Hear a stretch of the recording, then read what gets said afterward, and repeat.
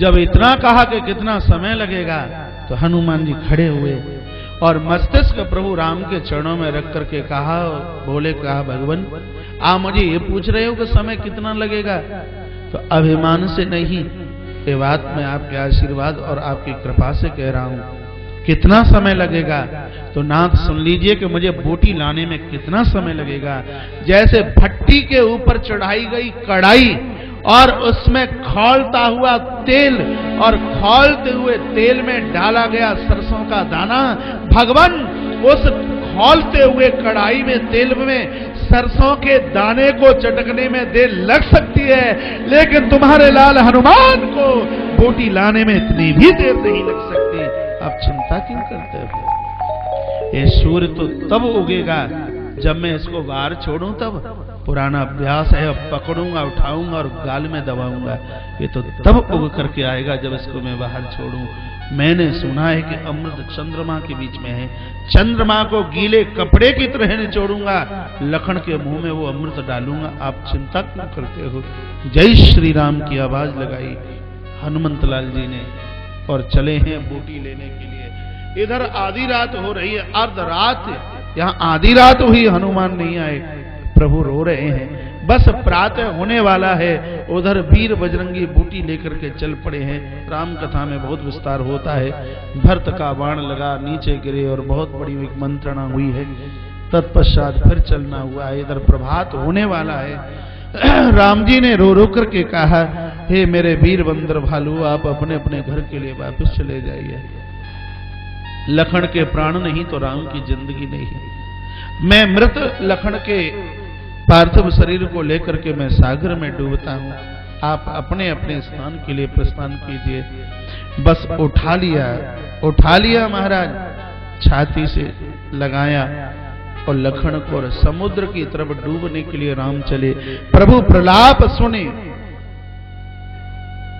प्रभु की आवाज सुनकर के विकल भये बानर सब के सब विकल हो गए, अधीर हो गए। इतने में तो आए गयो हनुमान, जिस प्रकार से मध्य में कोई वीर रस आकर के प्रकट हो गया हो। फिर सुखेन वैद्य ने बूटी ली, मुंह में डाली, लखन खड़े हुए हैं। कथा आपने पूर्व में सुनी है। ये इतनी सी बात इसलिए कही गई कि राम के प्राण तो उसी समय बिखर चुके थे जब लखन की छाती में किसी मेघनाथ की वाणी, मेघनाथ की शक्ति लगी है। तो लखन और राम के भी प्राण बचाने वाले वीर बजरंगी श्री हनुमंत लाल। और उधर भरत का चरित्र आपने सुन रखा है, पढ़ रखा है। 14वां वर्ष पूरा हो रहा है, प्रभु राम आए नहीं है। इन्होंने चिता बना करके तैयार की है, बिल्कुल मरने की पूरी तैयारी। इतने में वहां भी प्रभु प्रेमी जनों वीर बजरंगी आकर के प्रकट हुए। जब प्रभु राम की गद्दी हुई तो हनुमान की तरफ देख देख करके प्रभु श्री राम रो रहे थे। भरत ने पूछा था, आप क्यों रो रहे हैं? कहा, रे भरत, इस रघुवंश की 73 पीढ़ियां इस हनुमान के चरणों को धो धो करके चरणों तक ले गए, तो भी ये रघुवंश इस हनुमान का कर्जदार है। हम इससे कभी उर्ण नहीं हो सकते। रघुवंश का सूर्य तो बहुत पहले ही अस्त हो चुका था। ये तो सब करामात इस वीर बजरंगी हनुमंत की है, हनुमान की है। और जामवंत ने तो यहां तक कह दिया है, सैकड़ों जिह्वा प्रकट हो जाए, शेष और शारदा भी इसका वर्णन नहीं कर सकते जो हनुमान ने किया है। शनिवार है, बजरंगी के लिए एक चौपाई बोल लीजिए मेरे साथ। जामवंत जी बोल रहे हैं, नाथ पवन सुत कीरत करनी, नाथ पवन सुत कीरत करनी, नाथ पवन सुत कीरत करनी, नाथ पवन सुत कीरत करनी, सह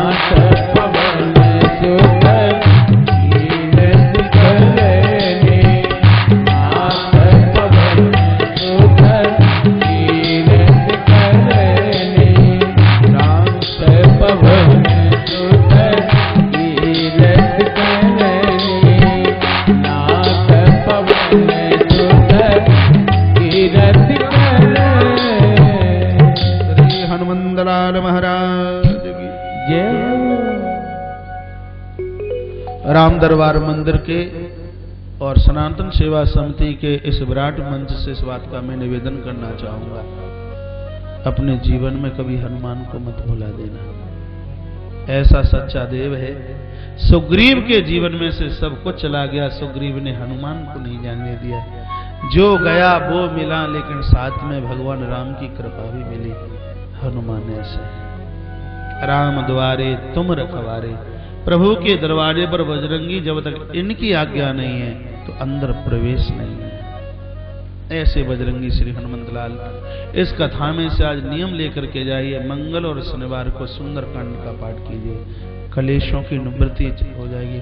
अलाय सब समाप्त, भूत प्रेत नाकनी पिशाचनी, क्योंकि ना से रोग हरे शब पीरा, जपत निरंतर हनुमत वीरा।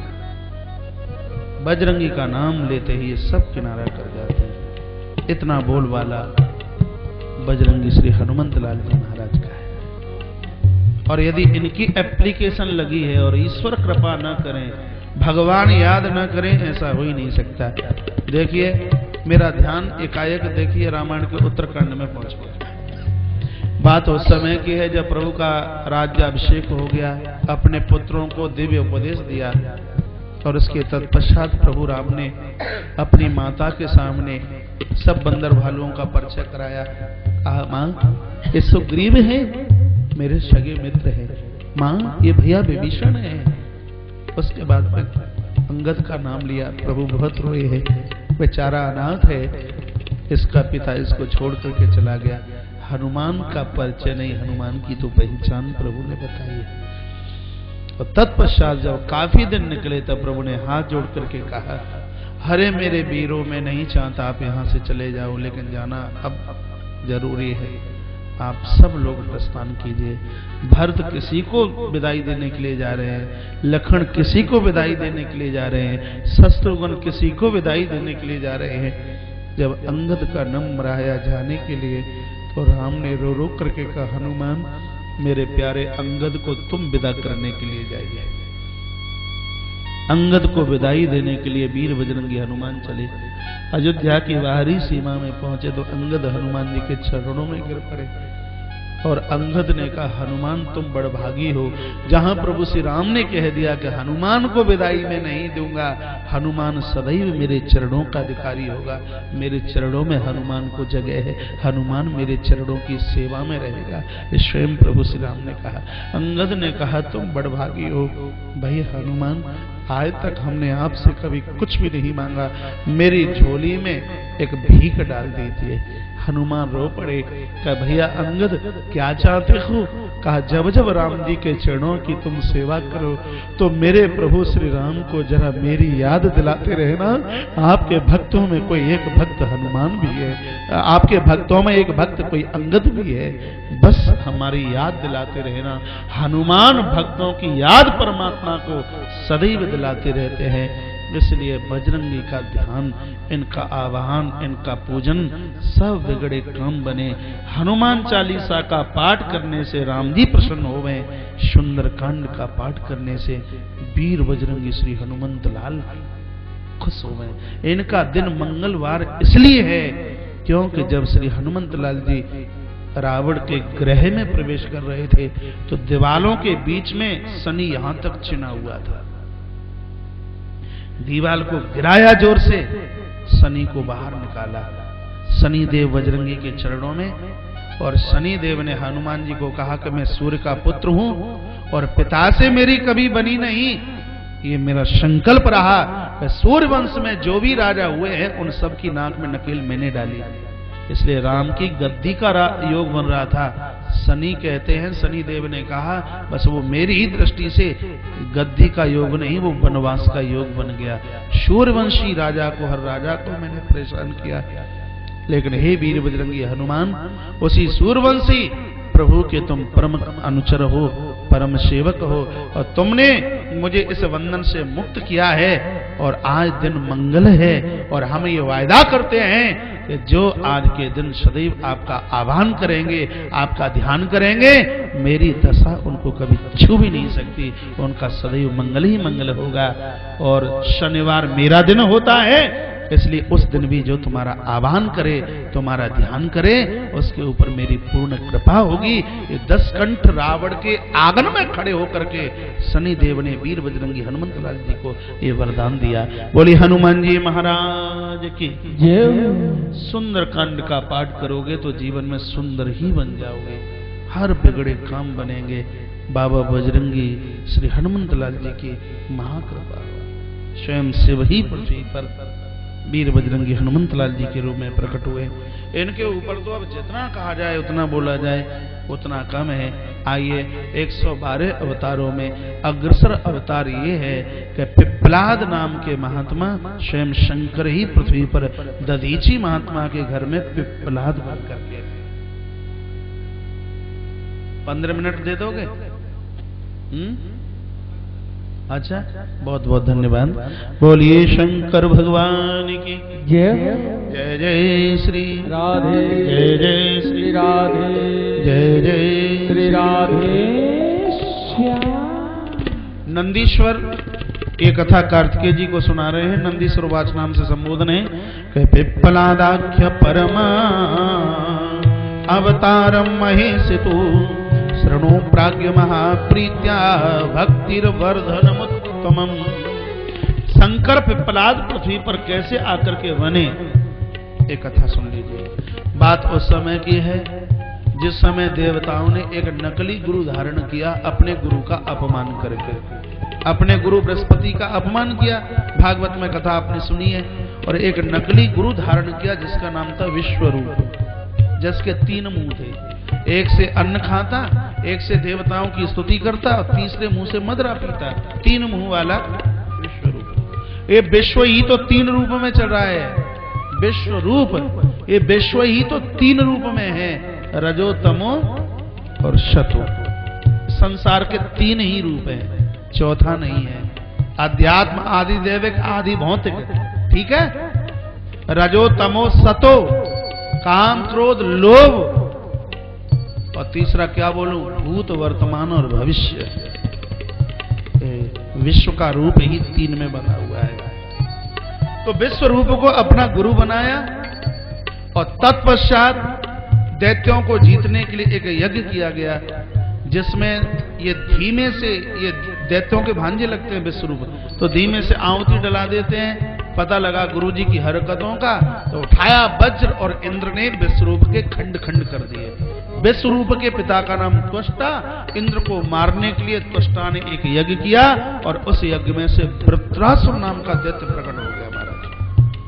वृत्रासुर ने जब अपना प्रहार किया, देवता युद्ध स्थान छोड़ छोड़ करके भागे, सब नारायण के पास पहुंचे। कहा इस राक्षस से, इस निशाचर से कैसे भी बचाइए, हम बड़े परेशान हैं। नारायण ने कहा कि इस वृत्रासुर को जीतने के लिए दधीची महात्मा की अस्थियां चाहिए। वो कथा यहाँ से महापुराण में है। महात्मा जी की हड्डियां चाहिए। यदि महात्मा जी कृपा करें तो आप उनकी हड्डियों से वज्र बनवा करके इस निशाचर को जीत सकते हो। एकदा निर्जरा सर्वे वाशवाद्या मुनीश्वरा वृत्रासुर से आयश दैत्य शासन पराजिता। दैत्य को जीतने के लिए महात्मा दधीची के आश्रम पर प्रभु प्रेमीजनों देवता लोग पहुंचे। उस समय इनकी पत्नी, दधीची महात्मा की पत्नी का नाम है सुवर्चा, बाहर पति के चरणों की सेवा कर रही थी। इतने में देवता लोग चल करके आए, सो माता सुवर्चा घर में अंदर चली गई और दधीची और देवताओं का आपस में वार्तालाप होने लगा। इस कथा का सिद्धांत क्या है? कथा का सिद्धांत ये है कि पति और पत्नी पास बैठे हों और बाहर के कमरे में बैठे हों। इतने में बाहर का कोई आगंतुक व्यक्ति आए तो माताओं को, बच्चों को यहाँ वहां नहीं रुकना चाहिए, वो अंदर चले जाएं, दाएं बाएं हो जाए। नहीं तो कभी कभी ऐसा होता है, बाहर से कोई व्यक्ति आता है पति से मिलने के लिए और कुछ बात चलती है, बेचारे पति को तो बोलने का मौका ही नहीं मिलता और बीच बीच में माताएं अपनी हाँकती रहती हैं, अपनी बोलती रहती हैं। बताइए ऐसा होता है कि नहीं? ये तो नहीं बताएंगे, आप बताइए। गर्दन हिलाई जा रही है, ऐसा होता है। जो संभ्रांत सुष्टतम परिवार की देवियां होती हैं, दरवाजे पर आए हुए पुरुष के सामने वो अपने मुंह से कोई बात नहीं करती। और कभी कभी तो इतना बोला जाता है कि उसके गीले कपड़ों को देख करके कोई पूछे, भैया आज बारिश तो हुई नहीं, फिर ये कपड़े कैसे भीग गए? तो क्या जवाब देगा? फलाने के घर में गया, सो देवी इतनी जोर जोर से बोली कि उसी के मुंह में से गंगा प्रकट हो रही थी। अब क्या बोलूंगा? नहीं, आया हुआ व्यक्ति अपने घर जाकर के कहेगा, अरे उसके घरों में मर्दों की नहीं, उनके घरों में तो उसके घर में तो स्त्री की चलती है। तो इससे आपकी कोई महानता थोड़ी हो जाएगी। बढ़िया माताएं वो होती हैं, अच्छी संभ्रांत देवियां वो होती हैं। दरवाजे पर जब कोई व्यक्ति चल करके आता है और पति के साथ वार्ता हो रही हो तो माताएं अपनी जिह्वा से कोई एक अर्थ नहीं, एक शब्द नहीं निकालती। उनको तो आया हुआ व्यक्ति देख भी नहीं पाता। ये मर्यादा है। आज माता सुवर्चा अंदर चली गई। कुछ महापुरुष तो विचार कर रहे हैं, आज महाराज ने इतनी बढ़िया बात कही है, यदि आज हम अपनी श्रीमती को ले आते तो बहुत अच्छा होता। चिंता क्यों करते हो? कल ले आना, कल फिर बोल देंगे। कल की बड़ी गजब की कथा है। ये चरित्र मुझे पूरा करना है, बैठे आप रहेंगे। इतनी सुंदर कथा कल की है। अवशेष 112 अवतारों में से जो अवतार हैं वो, और कल की कथा में काशी का महात्म्य, महत्व काशी का, और कल की कथा में भगवान 12 रूप 12 ज्योतिर्लिंग के रूप में कैसे प्रकट हुए और इनका दर्शन और इनकी यात्रा करने से क्या मिलता है। जो आज तक 1 मिनट के लिए इस परिसर में न आ पाए हों, यदि कल की 2 घंटे की कथा सुन लेते हैं, 2-2.5 घंटे की कथा, पूरी जिंदगी की उपस्थिति भगवान के चरणों में उनकी लगती है। लाख रुपए घंटे में बिगड़ रहे हों, भागवत में तो कहा कि 1 घंटे में 1 लाख रुपए का नुकसान हो रहा हो, तो अंतिम दिन की कथा मत छोड़ना। शिव महापुराण के लिए 1 मिनट में आप लाख रुपए कमा रहे हो, 1 मिनट में, तो 1 मिनट में 1 लाख रुपया छोड़ करके भी यदि शिव महापुराण के अंतिम दिन की कथा सुनी जाए तो घाटा कुछ भी नहीं है, तो भी फायदा है। अपने रिश्तेदारों को, संबंधी जनों को टेलीफोन कीजिए और कहिए कि कल 2 जनवरी को हमारे यहाँ भगवान 12 ज्योतिर्लिंग प्रभु पधार रहे हैं। तो कल 9 बजे यज्ञ शुरू हो जाएगा। 9 बजे से लेकर के 10 बजे तक ये वेदियों का पूजन है। यहाँ 33 करोड़ देवता यहाँ बैठे हुए हैं। आप यहाँ से जाते हैं, इनको नीचे से ही बंधन प्रणाम करके जाया करें। यहाँ कोई ऐसा तीर्थ नहीं जिसका आह्वान यहाँ न किया हो, ऐसा कोई ऋषि महर्षि नहीं, प्रभु प्रेमी जनों ऐसा कोई देव नहीं जिसका आवाहन प्रभु प्रेमी जनों ने किया हो। संदीप गुप्ता जी परम भाग्यशाली हैं कि इनको ये 33 करोड़ देवताओं का पूजन करने का सौभाग्य प्राप्त हुआ है। आप इनको वंदन, आप इनको प्रणाम करके यहाँ से जाया करें। तो 9 बजे से लेकर के 10 बजे तक इनका पूजन, और 10 बजे से लेकर के 11:30 पौने 12 बजे, लगभग 11 बज के 48 मिनट से 12 बजे तक के बीच में पूर्णाहुति का हवन पूरा कर दिया जाएगा। ठीक 12 बजे कथा शुरू होगी और वो 2 बजे तक या 2:30 बजे तक कथा चलेगी। उसके बाद में ग्रंथ का पूजन और उसके तत्पश्चात पूर्णाहुति होगी। 1 आहुति बाद के लिए बचाएंगे और उसके तत्पश्चात कल ही मुझे लुधियाना से दिल्ली के लिए प्रस्थान करना होगा।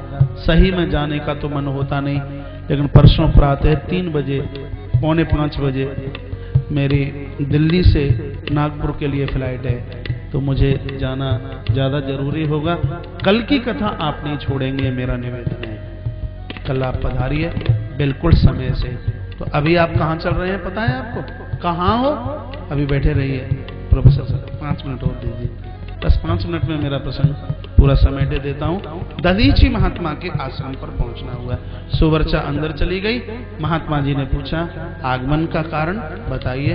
देवता रो पड़े, आंखें भर आई और कहा ऐसी ऐसी बात है, हम दैत्य राज के द्वारा बड़े परेशान हैं, वृत्रासुर के द्वारा आपकी अस्थियां, आपकी हड्डियां लेने के लिए आए हैं, आप अपनी हड्डियों का दान हमें कर दीजिए।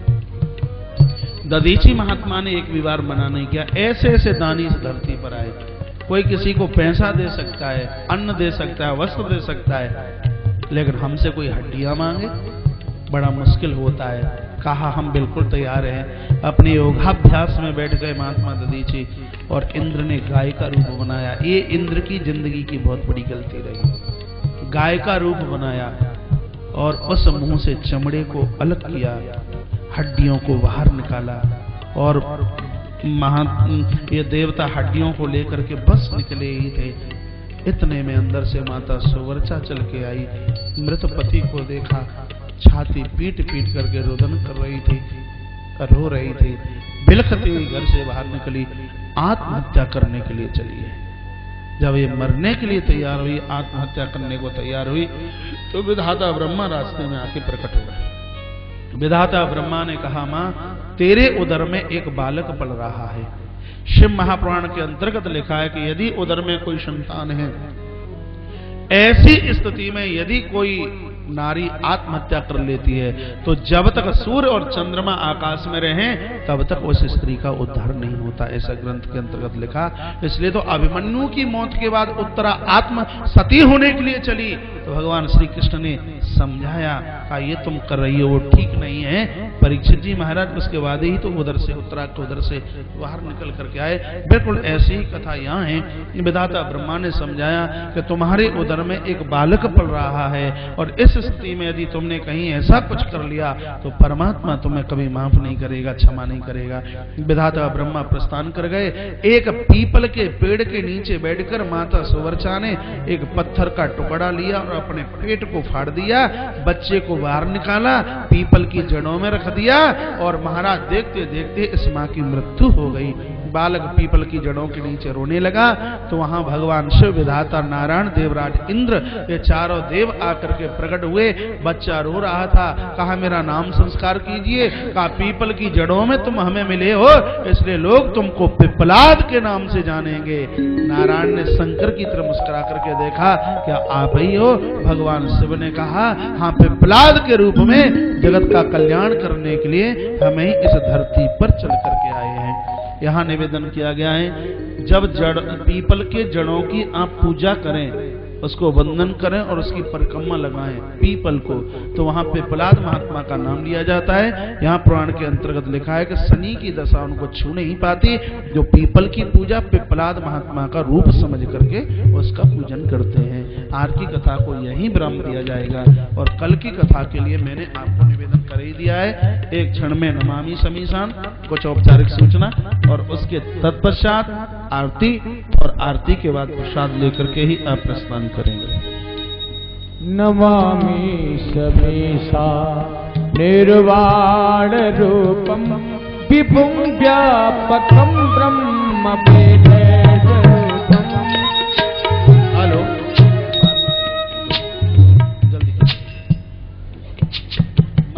हमारे मध्य में श्री गुलशन खेरा जी,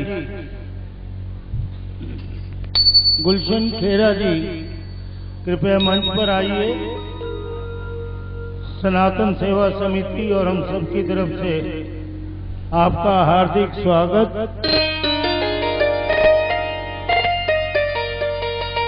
महाराज से आशीर्वाद प्राप्त कर रहे हैं श्री गुलशन खेरा जी। कृपया जोरदार तालियां बजाइए एक बार।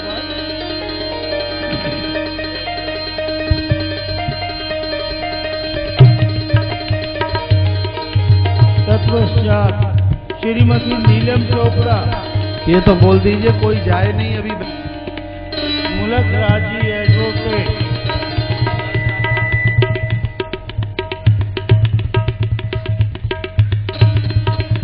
जोरदार तालियों से स्वागत कीजिए नीलम जी का।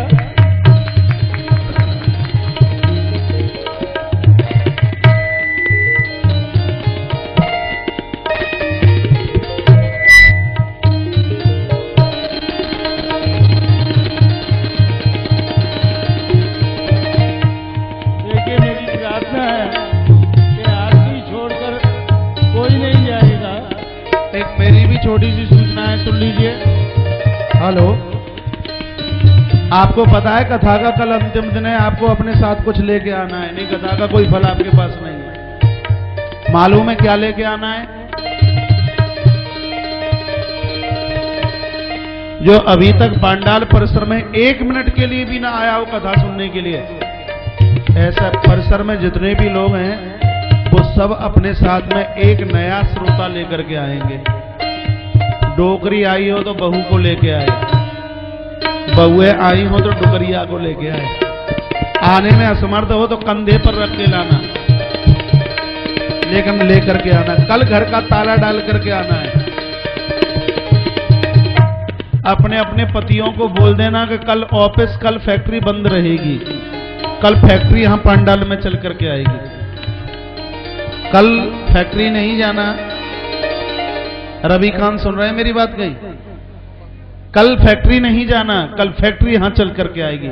यदि आपको विश्वास है तो कल एक दिन में आपकी जितनी एब्सेंट लगेगी फैक्ट्री की, तो दूसरे दिन में उससे ज्यादा आपको प्राप्ति हो जाएगी। आप विश्वास करना, कल आपका पूरा का पूरा दिन भगवान भोलेनाथ के नाम होगा। कल घर का ताला डाल करके आना।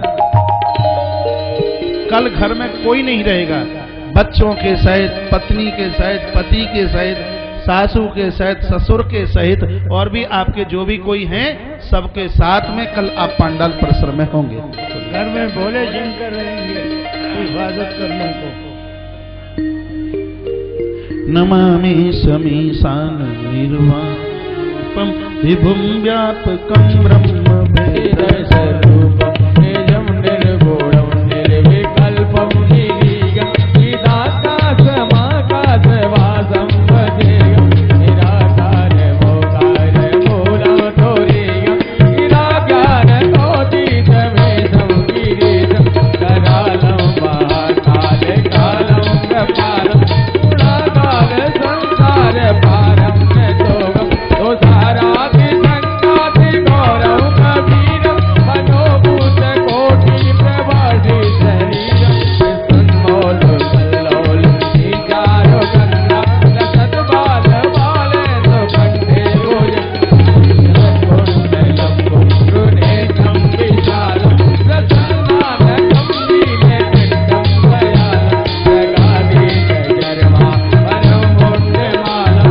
प्रियं शङ्करं सर्वनाथं भजामि प्रचण्डं धनञ्जं प्रगल्भं परेशम् अखण्डं अजं वाणिकोटे प्रकाशं त्रयशूलनिर्मूलनुशूलिपाणिं अदेकं भवानि कद्युमावेगं कलाधीशकल्याणकल्पाणिकारी सदा सच्चिदानन्ददाता पुरारि वेदानन्दचन्द्रो ओ आपगारि प्रसीद प्रसीद प्रभो मनमधारि दयावर गोमाना आधार वचन्ति अलोके परेवा नारायण संतावत ममता संतापनाथं प्रसीद प्रभो सर्वभूतावे न जानामि योगं जपौनैव पूजां न तोयं सदा सर्वदा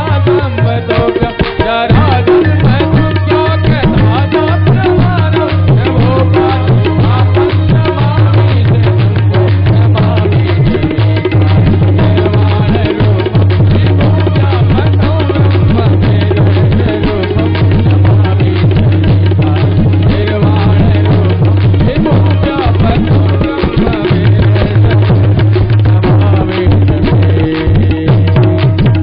रुद्राष्टकमिदं प्रोक्तं विप्रेण हरतोषये ये पठन्ति नरा भक्त्यां तेषां शम्भु प्रसीदति।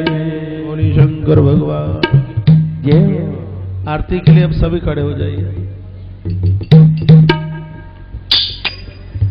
कथा के मुख्य परीक्षित मंच की तरफ आ जाएं।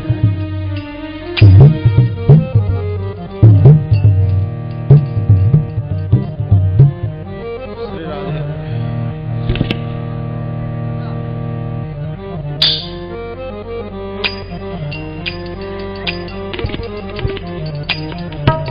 ओम जय शिव ओंकारा बोले जय शिव